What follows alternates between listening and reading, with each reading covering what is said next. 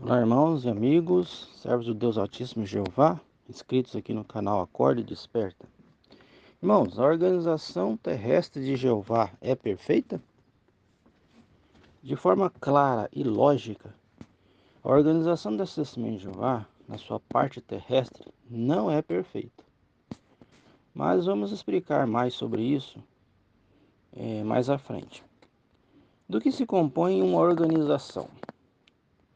O que a compõe é perfeito?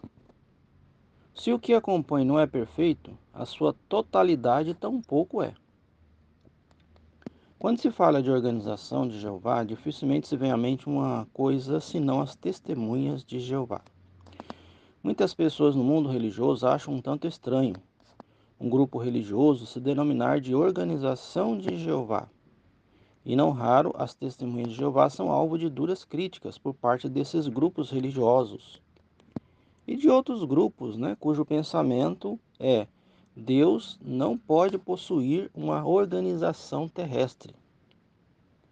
Obviamente, irmãos, não seria a nossa e nem a opinião desses religiosos que deve ser levada em consideração, mas sim a opinião do próprio Jeová Deus, se de fato seria ele um Deus de ordem, organizado, ao ponto de ter aqui na Terra uma organização visível. Podemos dizer que indícios de organização se evidenciam em todo lugar no nosso universo. Dificilmente alguém diria que nosso sistema ou realidade é regido por forças ao acaso, ou leis imprecisas sobre as quais não se pode atuar ou fazer previsões. Então, por exemplo, a gravidade. Ela não muda nas condições em que nós vivemos aqui na Terra. Ela sempre atrairá os corpos ao centro da Terra. De modo que eu posso jogar uma bola para alguém a 10 metros de distância e eu sei, mesmo tendo-a jogado um pouco acima da pessoa, que a lei da compensação e a gravidade a farão descer e chegar até as mãos da pessoa, e não que esta bola subirá para fora ao espaço sideral. E por que isso acontece sempre? Porque existe uma lei imutável que implica em ordem, em organização. Esta mesma lei, irmãos, é a responsável pela beleza do sistema solar, onde os planetas orbitam nosso Sol sem que se desprendam e escapem para fora de nosso sistema, conforme Isaías capítulo 40, versículo 26, e o Salmo 8, versículo 3. Não é necessário ficar fazendo estas declarações de forma exaustiva aqui, não é verdade? Afinal, qualquer ser inteligente percebe que as leis que regem nosso universo dão evidência de ordem e de organização. Romanos capítulo 1, versículo 20. Se Deus criou esses mecanismos de forma tão ordeira, certamente Ele é um Deus de ordem e não de confusão. E é exatamente isso que as Escrituras Sagradas deixam claro no texto de 1 Coríntios capítulo 14, versículo 33, onde diz: Pois Deus não é Deus de desordem, mas de paz. Assim, irmãos, podemos ter certeza de que tudo o que Ele fizer será seguindo um padrão organizado, pois Ele é um Deus assim. Malaquias capítulo 3, versículo 6. Organizando uma nação. Certamente, estudando os tratos de Jeová com o povo de Israel, poderemos ter uma ideia de como Deus, apesar de ter tido tratos com indivíduos nos tempos de Abraão, Isaque e Jacó, intencionou trazer à existência um povo unido, organizado, debaixo de cabeças administrativas, cuja função seria governar a nação e conduzi-la de tal forma que pudessem ser uma nação unida na adoração do único Deus verdadeiro. A nação de Israel, irmãos, mostrou ser esta nação. Um povo retirado da escravidão em uma nação cujo rei era um poderoso inimigo de Jeová, não tendo o desejo de libertar seus escravos. Deus, através de seu escolhido Moisés, organizou um esquema de ataque que resultou em uma libertação gloriosa do povo hebreu. Conforme pode ser visto em Gênesis capítulo 15, versículos 13 ao 14, Êxodo capítulo 5, versículos 1 e 2, Êxodo capítulo 7, versículos 4 ao 5 e Êxodo capítulo 14, versículos 19 ao 28. A libertação do povo da escravidão egípcia deu a eles uma oportunidade de levar uma vida nova, com significado. e Deus os convidou a entrarem numa relação consigo mesmo, prometendo que se eles aceitassem, Deus faria deles um povo especial, uma nação sem igual, da qual ela serviria de modelo para as demais nações do mundo, e prometeu que eles seriam sua propriedade especial dentre todos os povos da terra, conforme Êxodo capítulo 19, versículo 5 e Deuteronômio capítulo 7, versículo 6.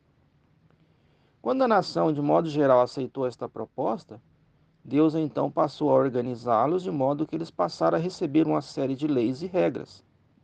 Foram feitas divisões tribais, foram designadas certas tribos para determinados serviços, e depois de todas as ordenanças estarem bem firmes na mente do povo, aquela nação passou a ser uma nação exclusiva, um povo único, e a única forma de adoração aceita por Jeová, o povo escolhido, a única religião verdadeira naquela época, conforme Êxodo, capítulo 24, versículo 12, Êxodo, capítulo 19, versículo 5 e Salmos 147, verso 20. Esta organização, irmãos, era liderada por Moisés, tendo outros homens que o ajudavam na administração da nação. E o povo era muito grande e de diversos tipos de personalidade e várias idades, conforme Êxodo capítulo 12, versículos 37 e 38. Então esta era a organização de Jeová aqui na terra? Sim ou não? Certamente que era, a única na época. Será que algum estudioso das Escrituras ousaria dizer que ela era perfeita, que não cometia erros, que não precisou ser corrigida, que seus líderes não cometiam o equívoco de liderança, chegaram a ditar coisas que se mostraram ser prejudiciais para a nação e para si mesmo? Vejam o Salmo 78, versos 40 e 41. Então, irmãos, basta analisar a história de Moisés, Saul, Davi, Salomão, Manassés, filho de Ezequias e outros reis. O próprio povo cometia atrocidade das quais Jeová se entristecia. É só analisar aí, ó, Números capítulo 20, versículo do 1 ao 13, Deuteronômio capítulo 32, versículos 50 ao 52, Salmo 103, versos 32 e 33, 1 Samuel 13, versículos do 1 ao 14, 2 Samuel 12, versículos do 1 ao 12, 2 Samuel 24, versículos do 1 ao 17, 1 Reis capítulo 11, versículos do 1 ao 8, 2 Reis capítulo 21, versículos do 2 ao 9, 2 Reis capítulo 21, versículos 10 ao 16. Ali de Manassés se diz que sob suas ordens Isaías foi cerrado em pedaços. Então, irmãos, diante de tantos erros e falhas de líderes e do povo comum, com toda certeza Jeová ficava triste. E ele não impedia tais erros de ocorrerem e liberdades não concedidas de serem tomadas. Ele poderia fazer isso, mas não era um Deus que usava o povo como marionete, como que tirando deles a liberdade de escolha. Ele dava orientações por meio dos seus profetas e por meio de sua palavra, a lei, conforme 2 Crônicas capítulo 36, versículos 16, Isaías capítulo 30, versículo 9. Deus podia prever todos esses acontecimentos, mas não agia assim, pois ele sabia que podia sanar qualquer dano que pudesse ocorrer, mesmo parecendo impossível para os humanos. Gênesis capítulo 18, versículos 14, parte A. Muitas das vezes, irmãos, esses erros e atitudes erradas da parte dos líderes da nação e do povo expunha claramente a intenção do coração deles. E era isso que Jeová avaliava em cada atuação, pois muitas das ocorrências foram punidas com morte imediata, quando pareciam não ser tão graves, e outras que pareciam ser terrivelmente graves, não foi punida com a morte dos infratores. Agora eu pergunto, por quê? Porque Jeová é justo, e seu julgamento chega onde o nosso não chega, no coração, a sede das motivações pessoais. Porém, irmãos, Jeová nunca impediu que as consequências dos erros cometidos por líderes e povo comum deixassem de vir sobre estes e trouxessem os danos previstos.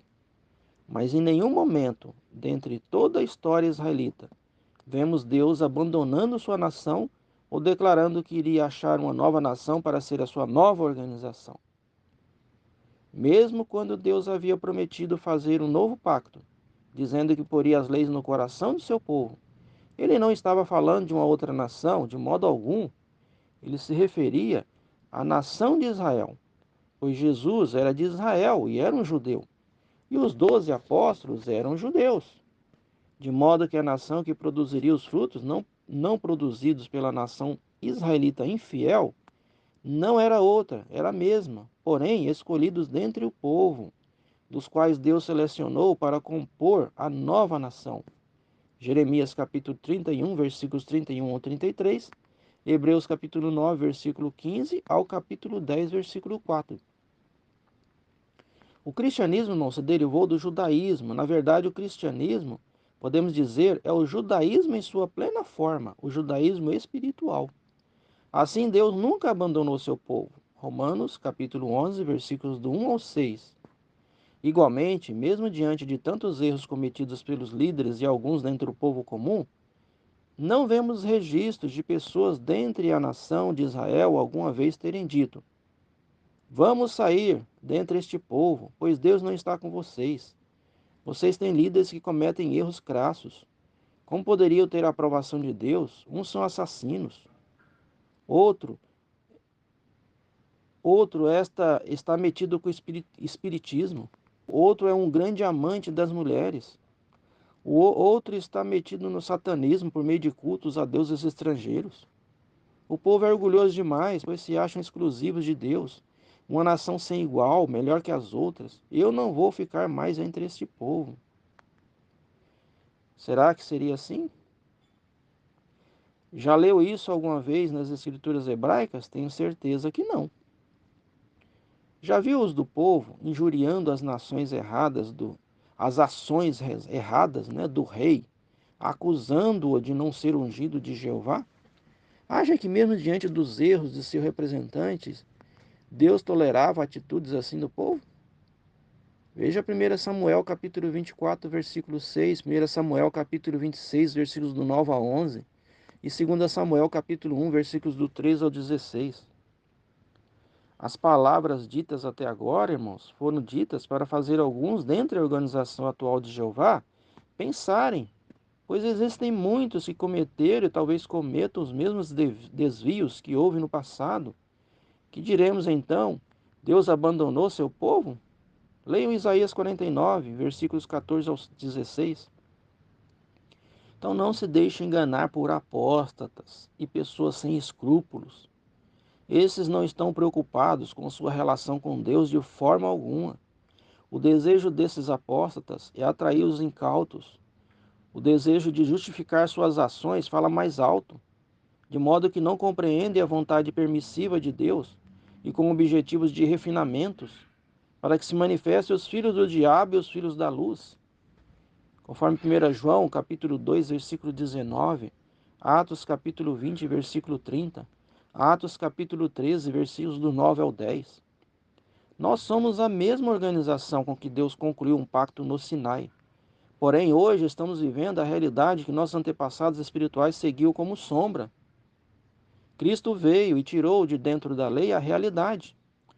Ele deu fim ao poder de morte que a lei possuía, de modo que a substância da lei está na fé em Cristo, nos valores da lei e as realidades espirituais que ela prefigurava.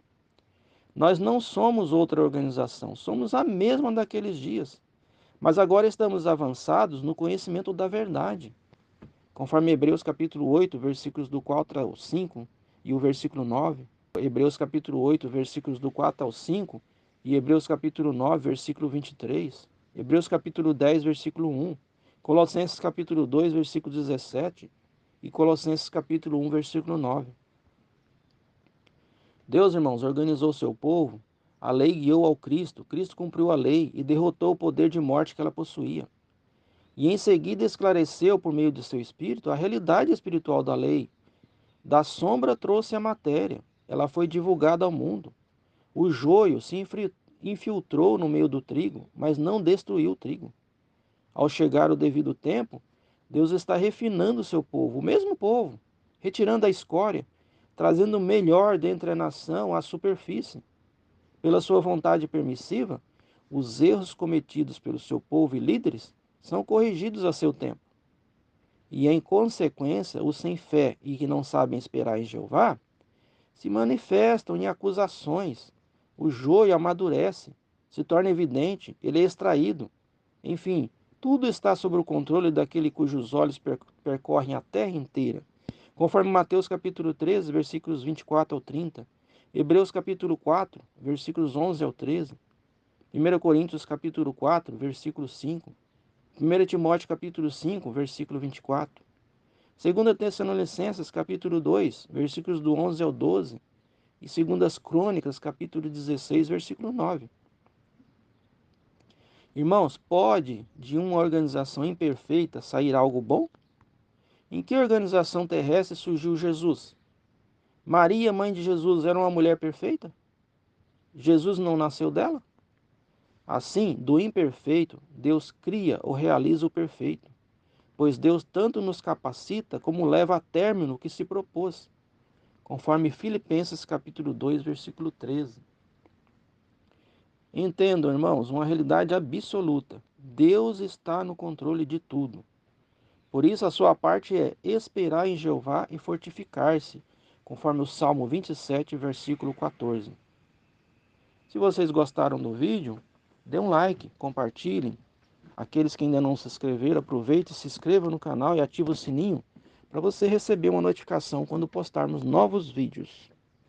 E os apóstatas, e os críticos, e os zombadores, e os invejosos vão à loucura com o nosso canal Acorda e Desperta.